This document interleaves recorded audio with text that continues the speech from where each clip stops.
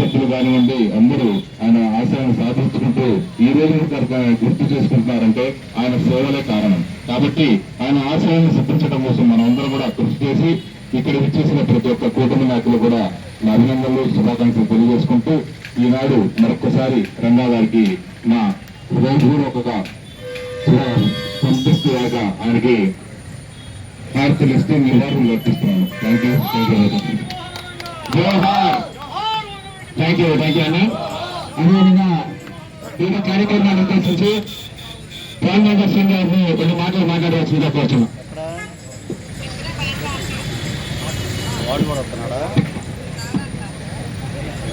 ఈ రోజున రంగారెడ్డి మోహన్ రంగా గారి వర్ధంత సందర్భంగా వచ్చినటువంటి కూటమి నాయకులకు రంగా అభిమానులకు అందరికీ నా హృదయపూర్వక ధన్యవాదాలు. ఏ మనిషికైనా ఏదో ఒక శక్తి ఉంటుంది. ఆ శక్తి వల్ల మనిషి ప్రజల మనసులో స్థిరస్థాయిగా నిలబడిపోతాడు.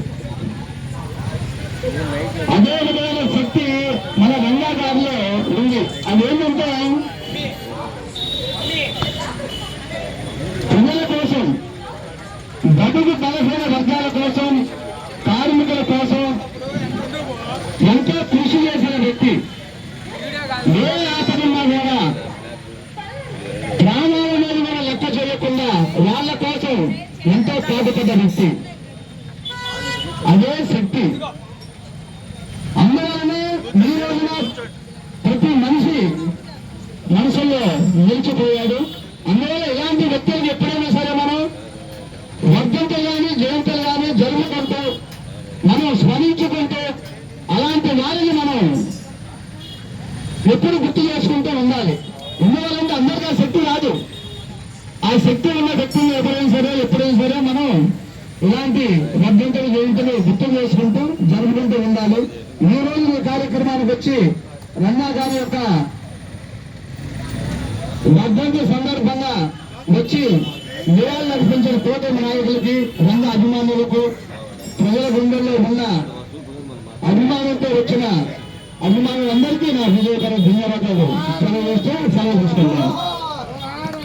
థ్యాంక్ యూ సింగ్ గారు. ఈ కార్యక్రమాన్ని ఉద్దేశించి వేదిక సాంశీరావు గారిని రెండు మాటలు మాట్లాడాల్సిందిగా కోరుచున్నాం.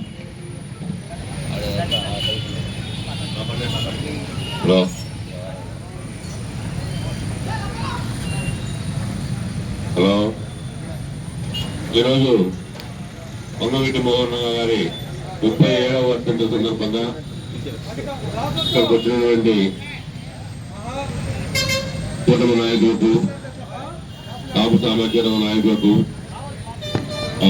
రంగా గారి మిత్రమండలకి వీళ్ళందరూ కూడా స్వాగతం పలుకుతూ, ఒక వ్యక్తి ఇంతకాలం అయినప్పటికీ కూడా ఇంకా జనం గుండెల్లో ఈ విధంగా స్థిరస్థాయిగా నిలబడ్డాడంటే ఆ రోజుల్లో విజయవాడలో జరిగినటువంటి దౌర్జన్యాలు కానీ, పేదలు పడుగు బలహీన వర్గాల జరిగినటువంటి అకృత్యాలు కానీ వాటిని ఎదిరించడం వల్లే ఆయన ఈ రోజు స్థాయికి వచ్చాడు.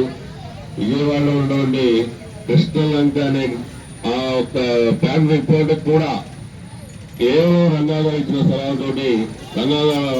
స్థలాలతో అక్కడ ఇల్లు కట్టుకొని ఇప్పటికి కూడా అక్కడ ఆటో స్టాండ్ కానీ, బస్ స్టాండ్, ఆటో స్టాండ్లు కానీ, రిక్షా స్టాండ్లు కానీ ఏవైనా సరే రంగాగారి పేరు మీదనే ఉంటాయి. అట్లా పడుగు బలహీన వర్గాలకు అందరికీ ఆయన ఆశ్రయించే కల్పించాడు కాబట్టి ఆయన దేవుడు అయ్యాడు. చివరికి అలాంటి దేవుడిని చంపడానికి దేవుడి వేషాలు వేసుకొని వచ్చి ఆయన చంపారు. అలాంటి మహానుభావుడు. కానీ ఇంతకాలమైనప్పటికి కూడా ఇంకా ఆయన ఆశయాలు మనం కూడా కొనసాగించాలి. మనం ఏదో వర్ధంతులు జయంతులు చేసుకోవడం కాకుండా ఆయన చేసినటువంటి సహాయంలో అంత చేయకపోయినా ఎవరికి తోచిన సహాయం వాళ్ళు పేద పడుగు బలహీన వర్గాలకి మన చేతంత వరకు సహాయం చేసినప్పుడే రంగా గారి ఆత్మ నిజమైన శాంతి కలుగుతుందని తెలియజేస్తూ ఈ అవకాశం ఇచ్చినటువంటి పెద్దలు ధన్యవాదాలు తెలియజేసుకుంటూ జవహర్ మోహన్ రంగా. థ్యాంక్ యూ సంపూర్ణ గారు. సమయం చాలా తక్కువ ఉంది కాబట్టి దయచేసి అక్కడ బైక్ లో అడ్డుగా ఉన్నాయి ఎస్టల్ బిర్యానీ అందించడానికి వాళ్ళకి జనాలు రావడానికి దయచేసి బండ్లు పెట్టి పక్కన పెట్టాల్సిన కోరుతున్నాను. అదేవిధంగా ఈ కార్యక్రమాన్ని ఉద్దేశించి గుంటూరు శ్రీనివాసరావు గారిని కూడా 2 మాటలు మాట్లాడవలసిందిగా కోరుచున్నాం.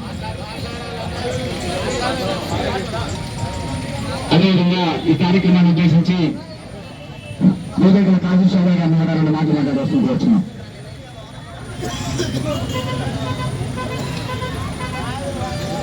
అందరికీ నమస్కారం.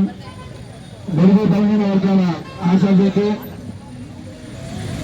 మన వంగూరు మోహన్ రంగా గారి 30వ వర్ధంతి సందర్భంగా కాయక నాయకుల ఆధ్వర్యంలో కూటమి నాయకులందరి సమక్షంలో ఈరోజు ఆ గొప్ప మహానాయకుని వర్ధంతి కార్యక్రమం నిర్వహించుకోవడం చాలా అదృష్టంగా భావించాలి.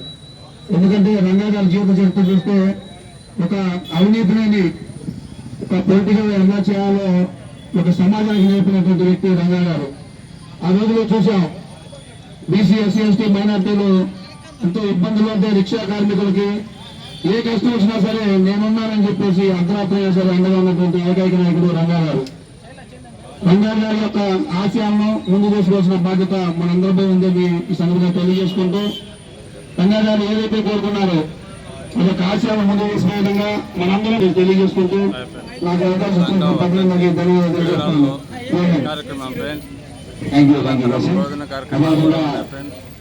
కార్యక్రమాన్ని ఉద్దేశించి పెద్దవాళ్ళకి 2 మాటలు మాట్లాడుతూ వచ్చినాం. 2 మాటలు. అదేవిధంగా ఈ కార్యక్రమాన్ని ఉద్దేశించి శ్రీరాళ్ళ పట్టణ తెలుగుదేశం పార్టీ అధ్యక్షుడు కె చిన్నారావు గారిని మాట్లాడాల్సిందిగా కోరుతున్నాం.